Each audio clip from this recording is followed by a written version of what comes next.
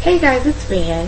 I know usually I'm always dressed up or it's in the daytime. It's actually nighttime, so I'm in my 90s, so please excuse that. But today I just wanted to give some advice to someone who wrote me recently. The scenario is that she wrote me a while back about her and her current girlfriend that she was having, her ex-girlfriend. They were dating for 2 weeks and they moved in together.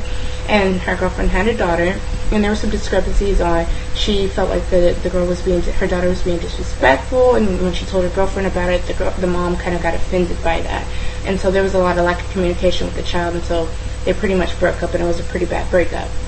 She recently just emailed me now and let me know that recently there had been a lot of drama with the ex-girlfriend calling her, basically telling her that she's been calling and hanging up, and the mother trying to reach out and calm her down as though like she was in an accident, and I guess the girl knew about it and they didn't really speak about it.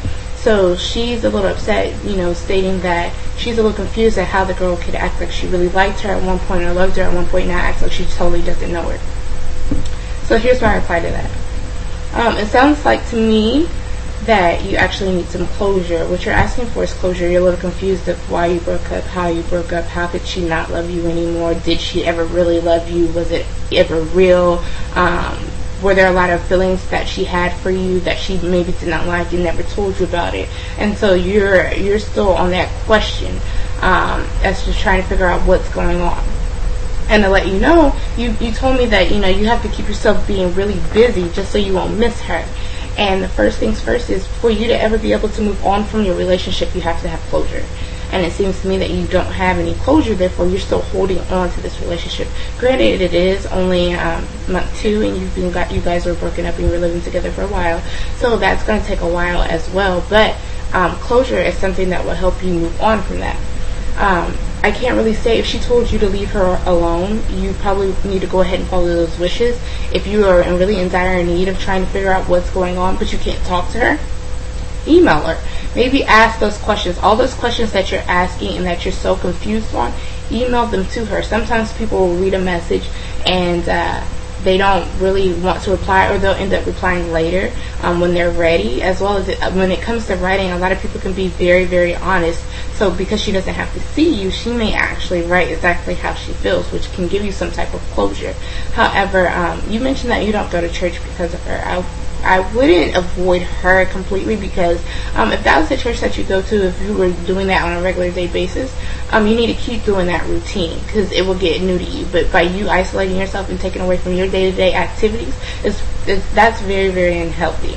I do commend you on being able to, stay busy. Make sure that it's just like I told you earlier.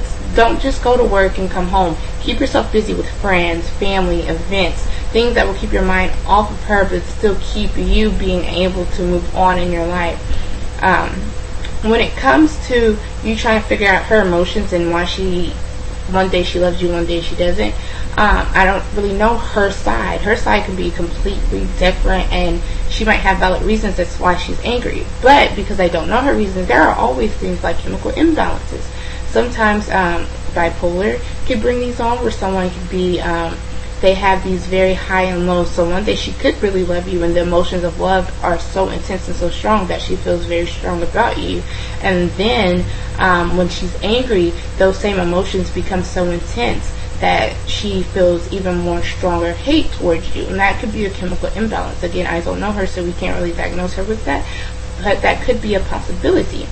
Also, when you're trying to get to know her emotions, you just can't focus on that, because it's not going to be possible. You have to focus on you. You mentioned that at 23 you had the same relationship, or the same type of incident.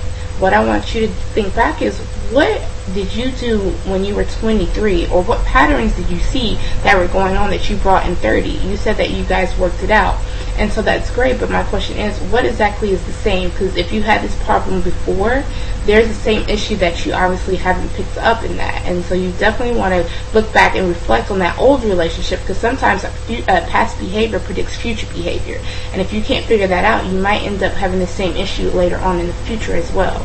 Another thing, I'm catching a little bit of insecurity, as, am I really that bad? What am I doing wrong? Is this possible? And I can see yourself, I can feel from the